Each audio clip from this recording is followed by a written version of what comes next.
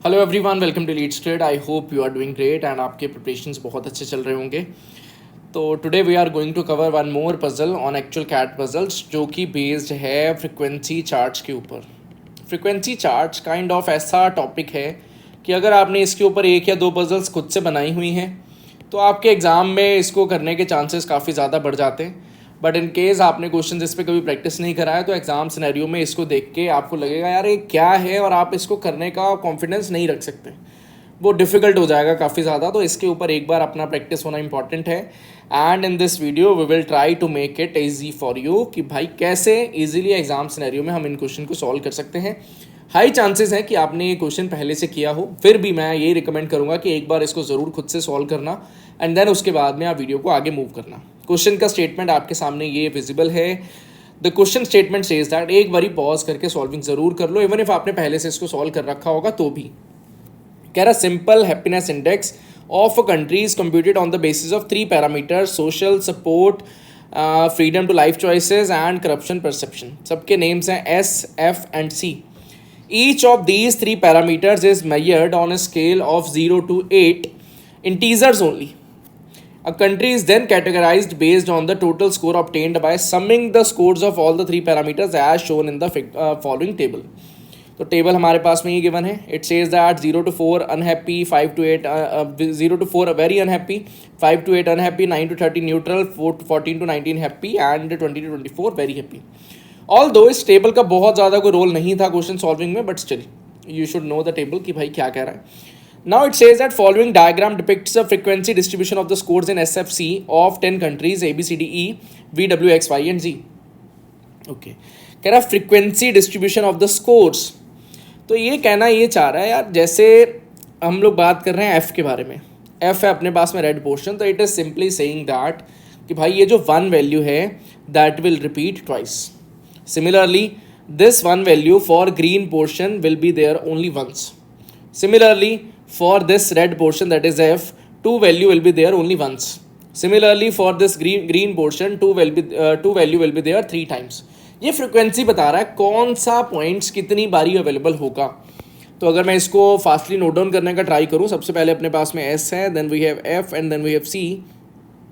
तो S के लिए ब्लू पोर्शन से स्टार्ट हो रहा है, तो we can say that 3 will be there 3 times, तो I will be able to mention it as 3 3 3। Then we have 4 will be present 3 times, मतलब 4 4 and 4। Similarly we have 5 2 times, so it will be 5 and 5. Similarly we have 6 only once, so 6 will be there only once. Similarly we have 7 only once, तो 7 will be there only once. I hope so the working is very much clear to you. कोई परेशानी नहीं है इसमें, है normal he, but still कई बार students बहुत ज़्यादा कंफ्यूज हो जाते हैं कि यार ये कैसे चल रहा है चार्ट। ठीक है। Similarly we talk about F, F is basically the red portion, 1 is there twice, मतलब 1 will be there 2 times. Similarly we have 2 that will be there only once, 2 will be there for once. 3 will be there 2 times, 3 will be there 2 times. Similarly we have 4 only once, 4 only once. Similarly we have 5 3 times, so 5 will be there 3 times, and then we have 7 that will be present only once. I hope so this working for F is also clear to you, कोई परेशानी नहीं है। Similarly we talk about C. C के लिए green portion 1 will be present only once. Similarly 2 will be present thrice, so 2 2 and 2. Similarly 3 will be there 4 times, so 1 2 3 4. Then 4 will be there once, 6 will be there once, so 4 and then we have 6. I hope so this whole thing is clear to you कि कैसे frequency का distribution हुआ है। Now the question statement also says that A and C jointly have the lowest total score, that is 7, with identical scores in all the 3 parameters. Identical score simply means that दोनों के पास same same values होनी चाहिए। Then we have a point for Z and for the happy exactly 1 parameter। ठीक है। First question says that what is A's score in F। एमडास का score चाहिए, तो एमडा का स्कोर के लिए सिर्फ और सिर्फ 1 पॉइंट अवेलेबल है, that is the first point, और वो पॉइंट एमडा एंड सी के साथ में कनेक्टेड है। तो हम लोग क्या करते हैं, अपने पास में S F and C 3 bifurcations available हैं। ठीक है, ध्यान से देखिएगा। हमारा टारगेट ये है कि जो वैल्यू यहाँ पे आएगा वो यहाँ पे आएगा, जो यहाँ पे आएगा वो यहाँ पे आएगा, जो यहाँ पे आएगा वो यहाँ पे आएगा, एंड दोनों का जो सम है that is equal to 7। I hope so this thing is clear to you. कह रहा with identical scores in all the 3 parameters, so it simply means that जो भी वैल्यू यहाँ पे आएगा वो यहाँ पे भी आना है, जो यहाँ पे आएगा वो यहाँ पे भी आना है, जो यहाँ पे आएगा वो यहाँ पे भी आना है, मतलब चीज़ें रिपीट होनी चाहिए। तो रेपिटेशन का पावर एस के पास 3 के पास में है, 4 के पास में है, 5 के पास में है, तो here it can be either 3 और 4 और 5. Similarly we talk about F, 1 can repeat itself, 3 can repeat itself, 5 can repeat itself, तो 1, 3 और 5. Similarly we talk about C, C में 2 can repeat itself, 3 can repeat itself, तो 2 और 3. तो आई hope सो हमारे पास में क्वेश्चन का जो डिमांड है वो आप समझ चुके हो. व्हाट इज एमडा स्कोर इन एफ, हमारे पास ये स्कोर पूछा गया भाई कितना होगा. ध्यान से देखिए, मुझे यहाँ पे टोटल सम जो है वो 7 चाहिए. तो I can simply say that अगर मैंने इस पॉइंट पे 5 रखा, अगर मैंने यहाँ पे 5 रखा तो मुझे यहाँ पे 1 और यहाँ पे 1 चाहिए. But I can see that यहाँ पे 1 अवेलेबल नहीं है, यहाँ पे 1 अवेलेबल नहीं है, so this case is not possible. ठीक है, मतलब आई कैन रिमूव द 5 वाला option, it is not possible. Similarly if you talk about 3 option, कि भाई मैं यहाँ पे 3 रख दूँ तो मुझे 7 बनाने के लिए 4 और चाहिए. यहाँ से कम 3 वैल्यू आएगा, यहाँ से कम 2 वैल्यू आएगा, तो 4 मैं रीच नहीं कर सकता कभी भी. तो automatically you will be able to say that this 3 is also not possible. तो आई एम श्योर कि भाई यहाँ पे 1 ही आना पड़ेगा. एंड अगर यहाँ पे 1 आ रहा है तो एमडा score in F will automatically be equal to 1. Now there is no further question regarding A और सी, तो I can remove this table, या मैं इसको अब इग्नोर करना स्टार्ट कर सकता हूँ, मेरे काम का कुछ बचा नहीं है वहाँ पे. तो let's move to the next question. कह रहा व्हाट इज जेड का score in S, Z score in S. ठीक है, मतलब अपना टारगेट पॉइंट है एस, एफ एंड सी का. Total sum was 17 for G. Then कह रहा all the 3 countries which are categorised as happy have the highest score in exactly 1 parameter. तो भाई यहाँ पर कह रहा है एग्जैक्टली 1 पैरामीटर में ही हाईएस्ट स्कोर होगा. एंड क्वेश्चन का डिमांड इज हमें चाहिए एस के अंदर, मतलब यहाँ पे कितना वैल्यू होगा. अब मे बी ये वैल्यू हाईएस्ट हो जाए, क्योंकि गिवन है एग्जैक्टली 1 पैरामीटर में हाईएस्ट होगा. मे बी यहाँ पे 7 हो जाए, मे बी यहाँ पे 7 हो जाए, मे बी यहाँ पे 6 हो जाए, कोई एक चीज़ ही एप्लीकेबल होगा. मतलब काइंड ऑफ अगर मैं इस टेबल का वर्किंग और बेटर तरीके से आपको करके दिखाना चाहूँ तो हम लोग ये कह रहे हैं कि हमारे पास में एस एफ सी वाले 3 होंगे. एस एफ सी वाले 3 लोग ऐसे होंगे जो हैप्पी होंगे, हैप्पी कंट्री को बिलोंग करेंगे. तीनों में से किसी एक के पास में ये वाला वैल्यू सबसे बड़े वाला अवेलेबल होगा, किसी के पास में ये वाला वैल्यू सबसे बड़ा अवेलेबल होगा, किसी के पास में ये वाला वैल्यू सबसे बड़ा अवेलेबल होगा. 2 वैल्यूज़ किसी एक पर्सन के लिए एक रो में अवेलेबल नहीं हो सकती. ये गिवन है. All the countries which are categorised as happy have the highest score in exactly 1 parameter. तो भाई अगर किसी का एक का में आ गया, किसी का दूसरे में आएगा, किसी का तीसरे में आएगा, that is the condition available for us. ठीक है, चलिए जी. अब अगर मैं जी के बारे में बात करूँ, देखो अगर मैंने यहाँ पे 7 डाला तो I can simply say that मुझे 17 बनाने के लिए 10 और चाहिए. अगर ये वाला 7 यूज़ हो चुका है तो now maximum value that can be reached will be 5 + 4 that is equal to 9. अगर मैंने यहाँ पे 7 यूज़ कर लिया, now I can not use this 7 और आई कैन नॉट यूज़ 6, क्योंकि ये सारे अलग अलग रोज का पार्ट होंगे. तो maximum value that can be achieved will be 9 only. मुझे 10 चाहिए था, दैट इज़ नॉट पॉसिबल. मतलब यहाँ पे मैं 7 तो नहीं रख सकता, दैट इज़ फॉर श्योर. ठीक है, मतलब 7 मेरा आंसर नहीं होगा. ओके, आगे मूव करता हूँ कि यार मे बी 6 बन जाए. ठीक है, मान लेते 6 बना. अच्छा, अगर यहाँ पे 6 आता है तो मतलब मुझे 11 वैल्यू और चाहिए. अगर 11 वैल्यू और चाहिए तो वो 7 और 4 से भी मिल सकती है, 6 और 5 से भी मिल सकती है. तो both the scenarios are possible. तो आइडियली मेरा आंसर जो है यहाँ पे जेड का score in S should be equal to 6 only. ये मेरा आंसर हो जाना चाहिए, क्योंकि डीटा है. अगर एक केस सेटिस्फाई कर रहा है that will be my answer. मुझे अननेसेसरी और सोचने का जरूरत नहीं है. बट फिर भी आपके मन में अगर डाउट अराइज होता है तो आप 5 के लिए चेकिंग कर सकते हो कि भाई यहाँ पे अगर मैंने 5 रखा तो मुझे 12 बनाना है. यहाँ पे अगर मैं 12 बनाना चाहता हूँ तो इट ऑटोमेटिकली मीन्स दैट मुझे यहाँ पे 7 + 5 चाहिए होगा, दैट इज़ नॉट अवेलेबल. या फिर 7 + 5 चाहिए होता, दैट इज़ नॉट अवेलेबल. बन ही नहीं सकता, it will not be possible. ठीक है, सिमिलरली अगर मैं यहाँ पे 4 रखने का ट्राई करता हूँ, मतलब मुझे 13 और बनाना होगा. 7 + 6 चाहिए होगा, तो 7 + 6 भैया दोनों के दोनों हाईएस्ट जो पैरामीटर वाले स्कोर्स हैं वो एक रो में बिलोंग नहीं कर सकते because of this reason. I hope so ये आपको समझ में आ चुका है, इसमें कोई ट्रबल नहीं है. ठीक है, चलिए. मतलब कुल मिलाकर आपको और भी केस चेक करना चाहते हो आप कर सकते हो. काफ़ी क्लियर हो चुका है, काफ़ी एविडेंट हो चुका है कि यार नहीं पॉसिबल होगा. तो this has to be 6 only, और ये हमारे पास में 6 आंसर हो जाएगा. ठीक है, I hope so this thing is clear to you. अब बात करते हैं थर्ड क्वेश्चन के बारे में. Third question says that B and D, 2 countries categorized as happy, are tied with the same total score.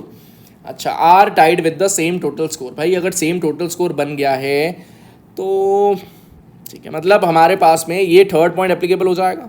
All the 3 countries which are categorised as happy have the highest score in exactly 1 parameter, तो that will be satisfied for sure. अच्छा, अब कह रहा B and D have equal scores. ठीक है, एक case बनाते हैं. ये रहा बी, ये रहा डी. केस बनाते हैं जी। हमारे पास में यहाँ पर ऑलरेडी 6 आ चुका है, मतलब दिस 6 ऑलरेडी यूज्ड। नाउ 7 ये यूज़ कर ले या 6 ये यूज़ कर ले, मुझे बनाना कितना है, टोटल 17 बनाना है। तो लेट इट भी, मैंने यहाँ पे रख दिया 7 और मैंने यहाँ पे रख दिया 4। वन ऑफ द केस लेके चल रहे हैं, क्योंकि आंसर फिक्स है, हमें ये कंफर्म है कि आंसर चेंज नहीं होगा, आंसर फिक्स ही रहने वाला है। अच्छा, मतलब अगर ये 7 और ये वाला 4 यूज़ हो गया। अच्छा, इस बी और डी को भी अभी रेफर ना करो, और ज़्यादा ईजी हो जाएगा। बी और डी को रेफर ही नहीं करते भाई, कौन किसको बिलोंग कर रहा है। मैंने ये बोला कि यार एफ का ये वाला 7 वाला केस मुझे मिल चुका है कि यार यहाँ पे 6 आ जाएगा, यहाँ पे 4 आ जाएगा, ठीक है। मतलब out of these two, B और डी में से कोई एक ये होगा, बी और डी में से कोई दूसरा ये होगा, ठीक है। वो कौन क्या रहेगा वो देखते हैं अभी। मैंने ये बोला यार एक केस बनेगा कि 7 यहाँ पे आ जाए, एक केस बनेगा 6 यहाँ पे आ जाए, ठीक है, क्योंकि हैप्पी वाले जो है सबका हाईएस्ट जो वैल्यू होगा वो अलग अलग रो में होगा, ठीक है। अच्छा, अब डिमांड ये है कि 2 countries categorise as happy are tied with the same total score, what is the maximum score they can have. Maximum score की अगर हमसे वो बात कर रहा है तो मेरा आइडियल ट्रैक तो ये रहेगा कि मैं ज़्यादा से ज़्यादा 17 क्या बना सकता हूँ, मतलब 10 वैल्यू मुझे और चाहिए होगा। 10 वैल्यू और चाहिए होगा, मतलब ये वाला 7 यूज़ हो चुका है, ये वाला 6 ऑलरेडी यूज़ हो चुका है। Maximum value that can be achieved will be 5 + 3 8। मैं नहीं पहुँच सकता भाई, 10 वैल्यू पे मैं नहीं पहुँच सकता, 8 वैल्यू पे मैं रीच कर सकता हूँ, 5 और 3 पे, और इससे ज़्यादा मैं आगे नहीं जा सकता, ठीक है। This 7 and this 6 already utilised over here and here, ठीक है। तो मैक्सिमम वैल्यू मुझे जो चाहिए होगा वो 5 और 3 की हेल्प से मैं 8 बना सकता हूँ, उससे ज़्यादा नहीं। मतलब 17 का scenario is not going to happen, ठीक है। अच्छा, अगर मैं बात करता हूँ 16 का, 16 भी पॉसिबल नहीं है, क्योंकि मुझे 5 और 3 की हेल्प से मैं 8 ही बना सकता हूँ।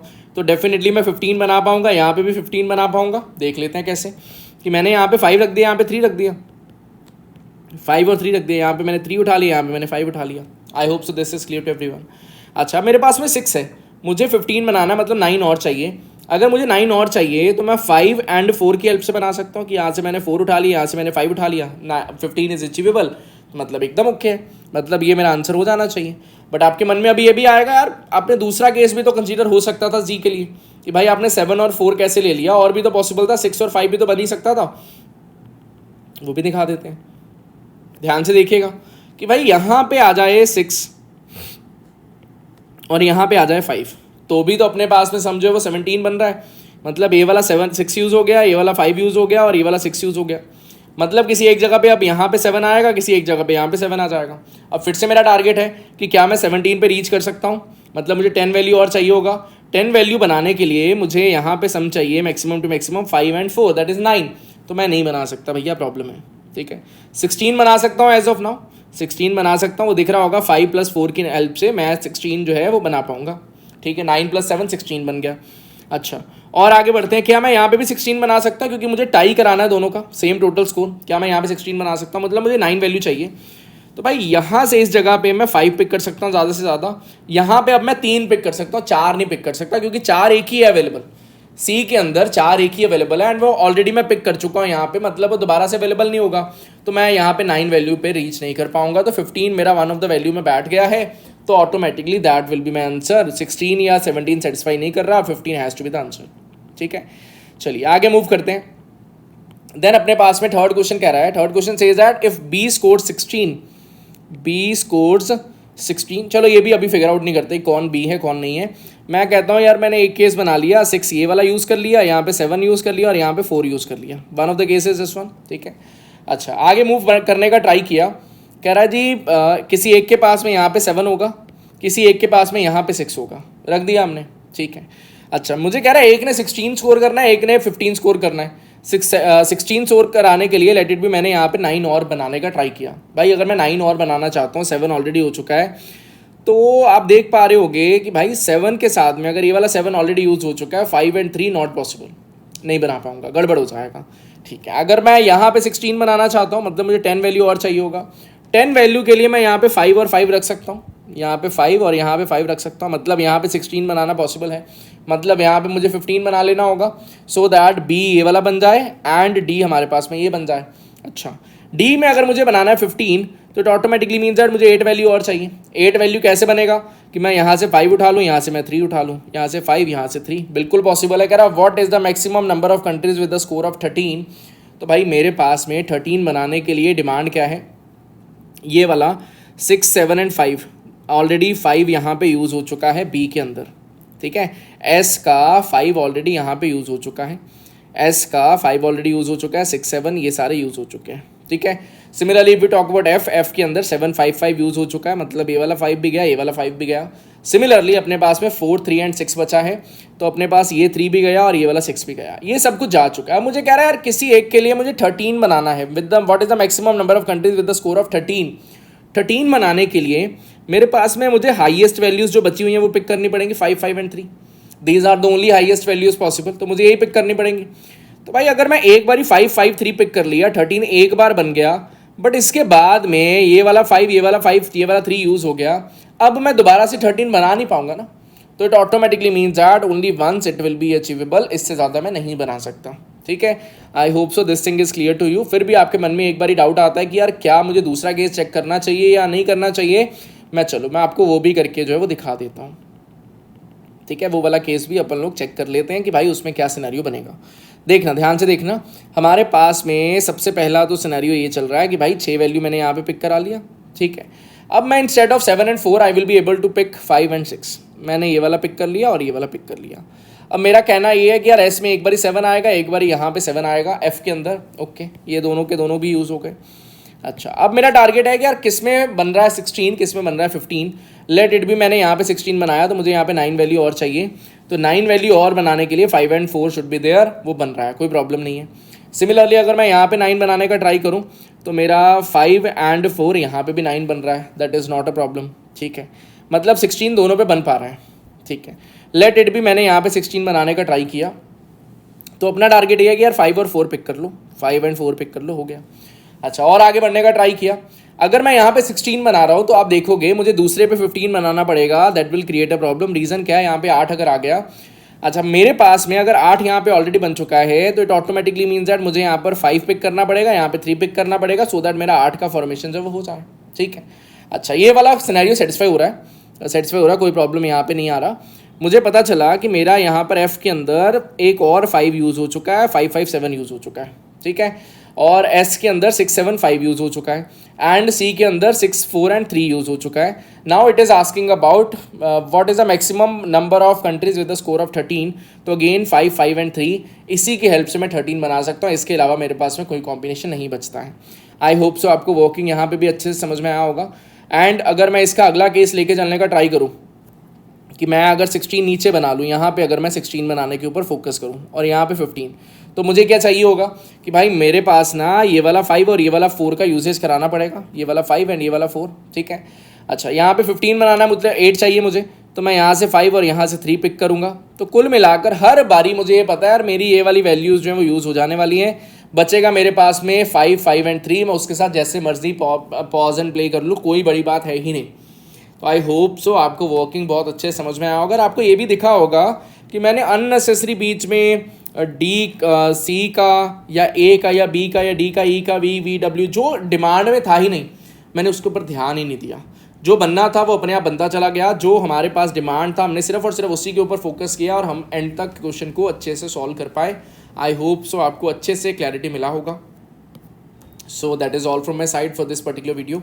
अगर आपको अच्छा लगा होगा तो काइंडली लाइक ज़रूर करें एंड अपने फ्रेंड्स के साथ में ज़रूर शेयर करिएगा। So that will be all from my side. अपने पास में ये क्वेश्चन का आंसर आ गया था 15 and this question answer was B option. I hope so it is clear to you. Thank you. मिलते हैं अपन लोग नेक्स्ट वीडियो के साथ में। आज के लिए इतना ही, बाय बाय।